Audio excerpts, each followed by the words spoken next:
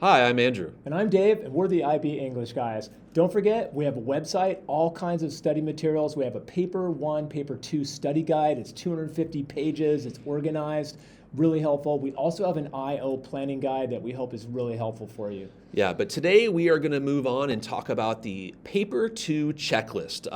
We talked about a Paper 1 checklist in our last video. We know this is something you're going to be watching right before you walk into the exam hall. Mr. Jaws, before we get to that checklist, just give us a quick overview. What is this Paper 2 thing? Yeah, paper 2 is that comparative essay. This is very important. We're coming in with our rich knowledge about our two or three literary texts that we studied in great detail, and now we're going to write a response to a question that they're going to give us. Yeah. They give us 4 questions, we're going to pick one. Yeah, so you've picked your question, you've broken down the question, you've looked at the keywords, you've got your rudimentary outline. Now it's time to slap down that introduction. What goes Yeah. in that intro, Giles? Okay, we like when the student is thinking about the topic of the question and they have a hook with an eye on the wording of the question. That's important. Yeah, once you've kind of got that examiner, that reader hooked in, then I think you want to do a brief summary, and I mean brief, of each text while linking to the question, okay? Maybe one sentence each. Just let the examiner know, my text 1 is this, it's about that, and my text B is about this, it's about that, published here. Yeah, with an eye on the question. I think that's nice.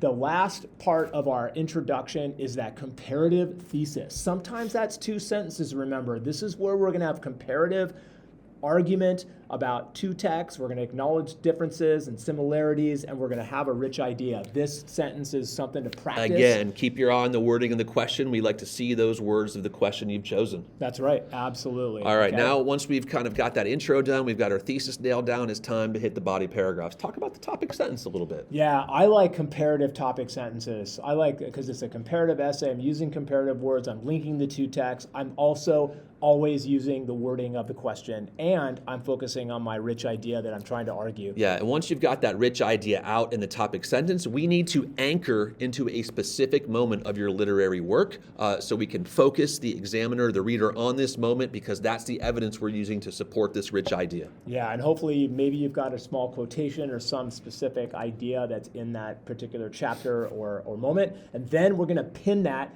to an authorial choice, or maybe several authorial choices. We're going to examine that textual evidence in terms of the author and what the author's doing. Yeah, we need to explain how that authorial choice shapes meaning. We want to remember to be making inferences throughout our response, and we want to think about, evaluating the effectiveness of these authorial choices. You might even want to do some comparing and contrasting with respect to those authorial choices, Mr. Giles. Yes, absolutely. So we also want to be thinking about using wording of the question as we're evaluating and we're thinking about it. Everything is in response to that question. Now, in our body paragraphs, there's a vital thing we want to include. Yeah, we need to have frequent comparisons between the rich ideas of both texts. This isn't just talking about text in isolation. We're talking about a text, then talking about another text with respect to the other first text, Mr. Giles. Does that make sense? That does make sense. So we've got comparative But it's not paragraphs. just ideas. We want to also compare authorial choices. We want to think about how authors use similar authorial moves, but also how they might use different authorial moves. Yeah, thinking about transition words is vital to your paper as well.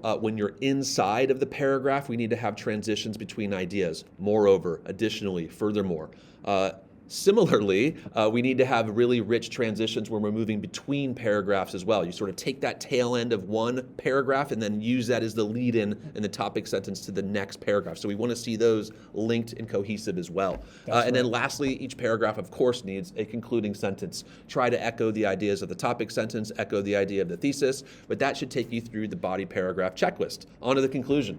Yeah, okay, we've written our paper, and we have multiple body paragraphs that have all these rich comparative ideas. We need to end strong, and we need to think about, go back to that thesis statement and restate that thesis in an insightful and interesting way. Go back to the heart of these texts. I like that. And then this is not a time to, of course, to summarize what you said, but rather you want to synthesize your main ideas, show the relationships between those ideas, and end with a Flourish. What does that mean? Yeah, just end with something interesting, and also end with an eye on what the question asked to begin with, okay? We have to remember that your job is to answer a question. That question is your focus. But your other job is to compare the 2 texts and talk about similarities and differences. Do those 2 things, and you're off to you're going to do well. Yeah, lastly, we just want to touch on some of the language aspects you want to focus on. Of course, you're using your formal academic register. This is not time for slang, I think, I believe, or colloquialisms. You're using your rich language.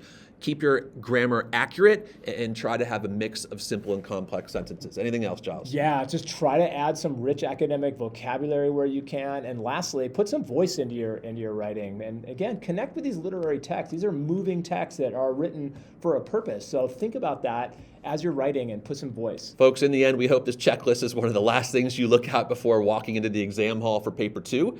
This could be a great refresher. You're going to be a little bit nervous. Look at this checklist, get in there, pick a question, and good luck on exam day. You've got this. Yeah, you got it, guys. Thanks.